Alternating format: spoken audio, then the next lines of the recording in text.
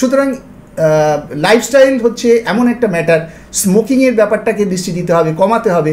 আমাদের বডি অ্যাক্টিভিটির মধ্যে থাকতে হবে। আগেকার দিনের মা কাকিমারা প্রতিদিন তাদের হাউস হোল্ড ওয়ার্কটা করতেন, আমাদের মেয়েরা এখন হাউস হোল্ড ওয়ার্ক অনেক কমিয়ে দিচ্ছেন, তারা ফাস্টফুডে চলে গেছেন, সহজেই কোনো